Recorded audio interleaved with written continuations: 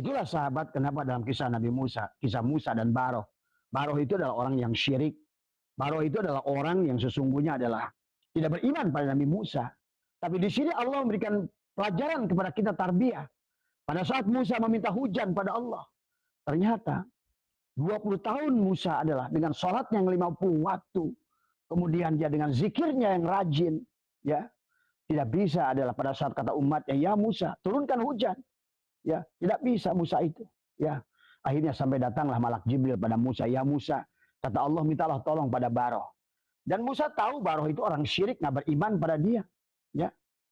Ya, nggak iman pada dia karena dia selalu bahwa dia tuh selalu menuntut dari itu apa namanya? Wa id qala Musa, lan nu'mina laka hatta narallahi jahratan. Aku tidak akan iman kepadamu sampai aku melihat Allah Tuhanmu dengan jahar, dengan jelas. Tetapi ini sesungguhnya dikisahkan tentang Baroh itu. Maka datanglah Musa pada Baroh, orang yang dianggap syirik oleh Musa dari semua. Tetapi apa yang dilakukan? Baroh ini sahabat punya kebiasaan. Dia itu sangat baik ya, seperti Robin Hood. Dia mencuri tapi dibagikan buat orang-orang. Ya, dia nggak iman pada Musa, bahkan nggak iman pada Tuhannya Musa saat itu. Tapi dia adalah orang-orang yang sangat baik jiwanya. Selalu tidak bahagia dia kalau melihat orang lain lapar. Dia akan selalu menolong orang lain siapapun yang membutuhkan bantuan kepada dia.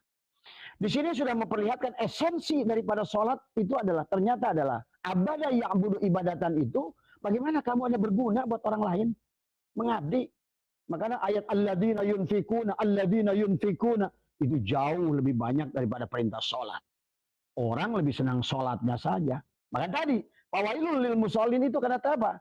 Ara'aital ladzi yukadzibu biddin. Siapa? Apakah kamu tidak melihat orang yang mendustakan agama? Apa kata Allah? Orang yang mendustakan agama, ara'aital ladzi yukadzibu biddin, fadzalikal ladzi yad'ul yatim wa la yahuddu 'ala ta'amil miskin. Apa akibatnya? Fawailul lil musallin. Tuh, celakalah dia. Tadi semua. Padahal dia sholat itu tadi semua.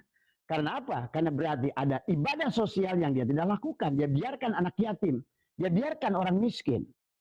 Maka begitu banyak sahabat ayat dalam Al-Quran.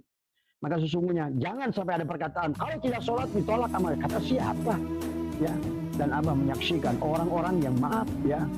Maka Imam Ghazali sendiri sahabat dalam kitab Minhajul Abidin antara ihtisab dan iktisab. Antara orang ijtinab dan ihtisab. Ada orang kata Imam Ghazali dia baik budinya, berehan, penyayang tapi nggak sholat. Tapi ada orang kata Imam Ghazali rajin sholat tapi bahil dan pelit dan dia kejam. Maka orang yang tadi lebih utama. Jelas.